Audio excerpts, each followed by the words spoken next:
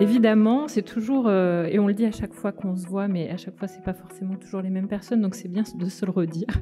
qu'on est quand même ravis de la façon dont ce programme engagé pour la qualité du logement de demain, qu'on a lancé il y a maintenant un peu plus d'un an avec le ministère en charge du logement, et trouvé à ce point un écho, son public, par rapport à cette ambition qu'on a voulu lui donner et qui aujourd'hui vraiment prend tout son sens. On savait évidemment qu'il y avait une distance entre la qualité du logement produit et les attentes des usagers qui, évidemment, face aux transitions écologiques, sociales, sont de plus en plus importantes et nécessitent qu'on repense ce logement. On savait qu'il y avait un angle mort sur des manières de faire qu'il fallait certainement plus documenter.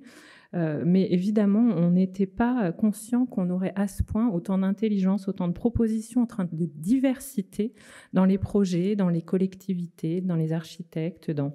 les maîtres d'ouvrage qui se sont engagés avec nous dans ce programme. Donc pour moi, c'est vraiment la première satisfaction, le premier remerciement que je voudrais vous adresser à tous,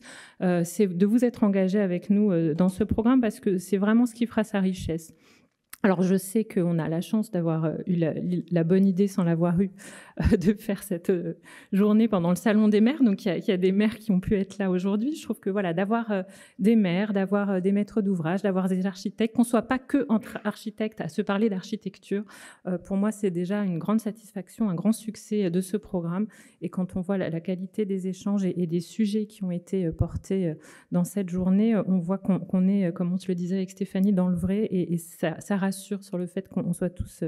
collectivement à se poser ces questions de savoir comment faire de la qualité dans le logement, dans tous les types de territoires, avec tous les types de maîtrise d'ouvrage, en repensant ce qui a été un modèle finalement pour la France qui s'est bâti depuis les années 80 sur la maîtrise d'ouvrage publique, avec un certain nombre de fondamentaux qui ont été affirmés par la puissance publique et notamment l'État. On sent qu'aujourd'hui, évidemment, on est dans un bouleversement des modèles avec la réhabilitation qui va devenir le mode de faire majoritaire, avec beaucoup de production privée, et que cette ambition, il faut qu'on continue à la porter collectivement en étant à la fois vraiment dans cette ambition et en même temps très concret, pragmatique sur le fait qu'on travaille avec une multiplicité d'acteurs et que tout le monde doit pouvoir y trouver sa place et conjuguer ses efforts pour produire cette qualité abordable dans l'usage, dans les matériaux, dans le développement durable, enfin, tout ce que vous travaillez au quotidien.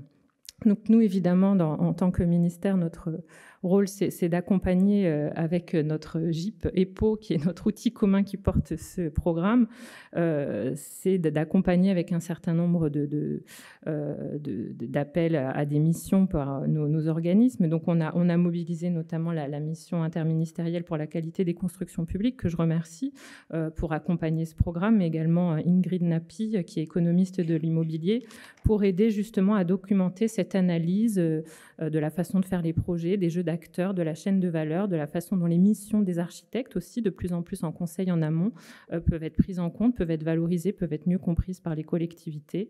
Et c'est important qu'on puisse mettre à disposition de ce programme et à votre disposition ces équipes qui ont de l'expérience et de la compétence sur ces sujets-là. Notre engagement aussi, c'est de faire en sorte que dans les territoires, ce qu'on fait là au niveau national collectivement puisse percoler. Donc on a mobilisé aussi tous nos réseaux autour des conseillers architecture dans les directions régionales des affaires culturelles pour ce qui concerne le ministère de la Culture, le réseau des maisons de l'architecture, qui vont pouvoir vous aider aussi à faire en sorte que le travail qu'on fait ensemble puisse faire école, puisse vraiment se déployer dans l'ensemble des projets qui pourront être déployés dans les territoires, en montrant un peu l'intelligence qui aura pu être produite collectivement. Donc voilà, je ne serai pas tellement plus longue et je vais passer la parole à Stéphanie Dupillon, mais en tout cas, merci vraiment d'être toujours là, engagée dans ce projet, toujours plus nombreux à venir à ces workshops, à ces journées, et on l'espère qu'on va continuer à travailler de façon prolifique ensemble sur cet important sujet de la qualité du logement. Merci.